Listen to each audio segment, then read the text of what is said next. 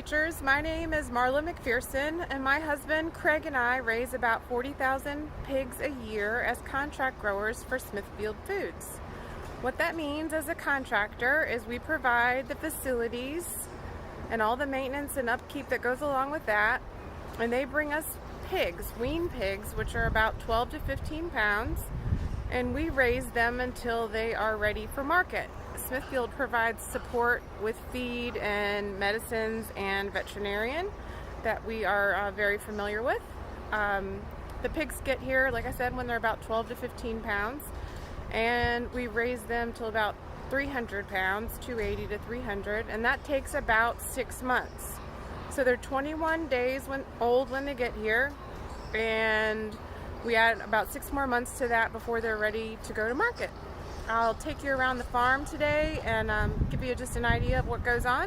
Before we do that, I want to show you what our guiding principles are. As pork producers, we follow the 6 national We Care principles when we're at work every day. The first one is being employees, using safe practices, working as a team, providing proper training for all of our employees, and keeping everybody safe on the job. Another guiding principle is the environment. Every action we do affects the environment, so we follow very strict guidelines from the Department of Environmental Quality as well as other city and county and state regulations.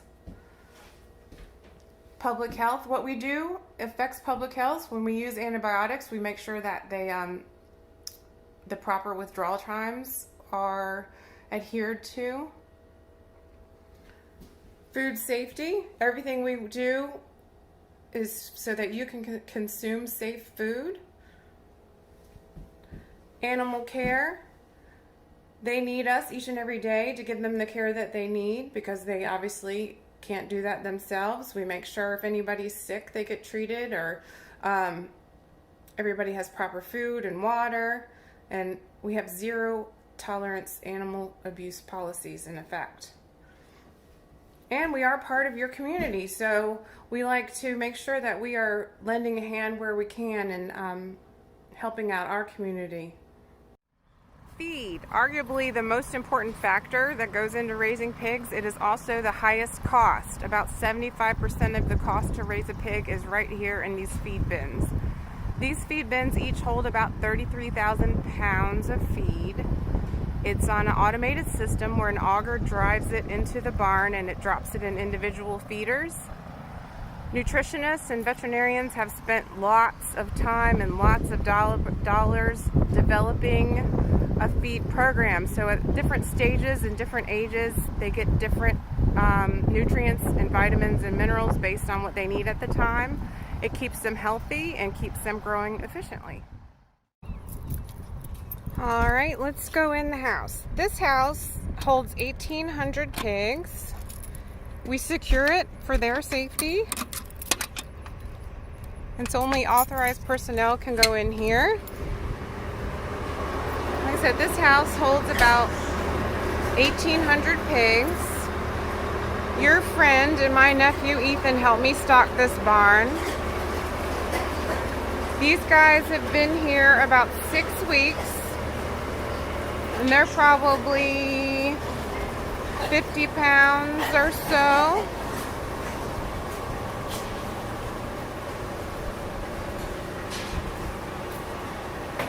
Outside there you see gas tanks. When it's cold outside and we have babies, we run heat so they stay warm.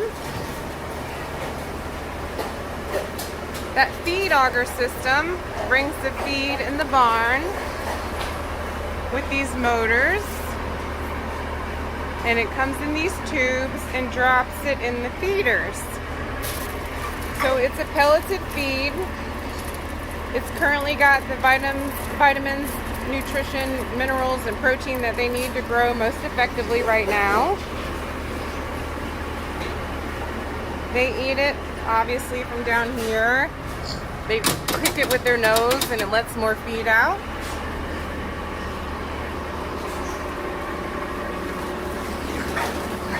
These are the waters. You might have something similar at your house.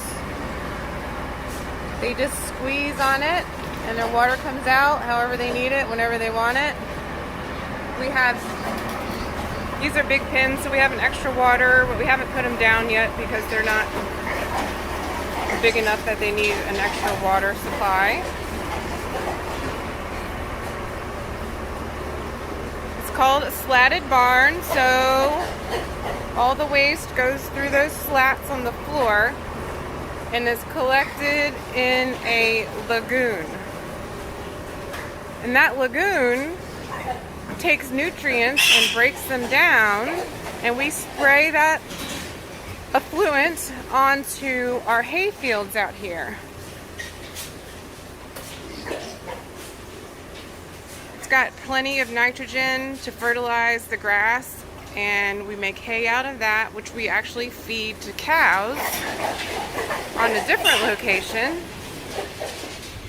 So this nozzle is spraying out the water from the lagoon that has all the nutrients in it and is fertilizing the hay. And the momentum and the pressure of the water causes it to move back to, or get pulled back to this reel.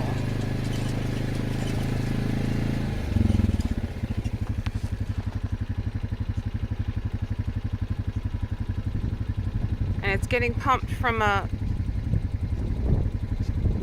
pump at the lagoon that's pumping the water underneath the ground in a set of complicated pipes that run to different areas so you can move the reel around and fertilize the hay wherever you need to.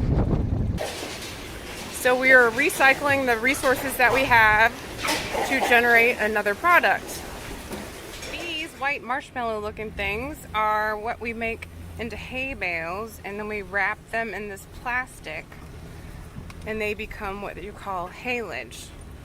I wish you could smell it because it smells like sweet. So it ferments in there, and then we unwrap them and give them to the cows, and they absolutely love it. And that's, like I said, made from the grass here on the farm that is grown using the fertilizer, another product. That's a heater right there, that big heater for the barn when it's cold. These are individual brooders that we put down when they're babies. There is a pretty state-of-the-art computer system thing going on here.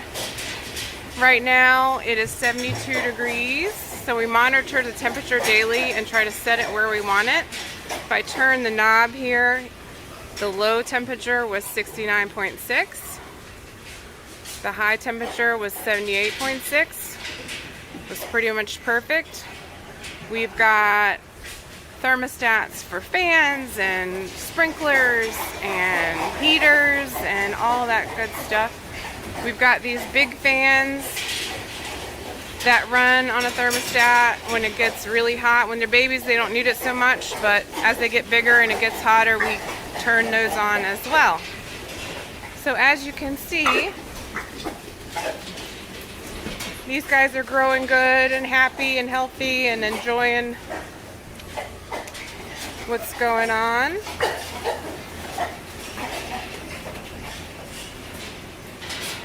So every day it's my job to make sure everybody has the feed and water that they need. Nothing's broken, nothing's leaking. If I see anybody that looks like they might not be feeling good, I take care of them too. We have different farms and different barns, obviously, that have different amounts of pigs in them, so they're not all in one spot. I love raising the pigs. They're a joy. They can be a pain. You know they're pigs. I know if you've had 4-H pigs, you know they can be a pain. So just multiply that times about 20,000. So it's something you do every day, 7 days a week, 365 days a year. So you gotta love it. I think raising protein for the country and for you and for your family is an important job, and it needs to be done, but it can only be done by those of us that love it. You can't think of it as a job. It's a way of life, because you will do it all the time. I hope you're enjoying your 4-H pigs. I'm available if you have questions, along with your 4-H leader, your extension agent, your parents. I'll be glad to give you some information. You can go to pork.org and get a lot of information. You can email me at Marla, M-A-R-L-A, at Boykins Hogs Inc. That's BOYKINSHOGSINC.com. And I'll be glad to answer questions. That's about it for now. I hope you guys are enjoying your project. I hope everybody is doing a pig. If you're not, you should be. Take care and have a great summer.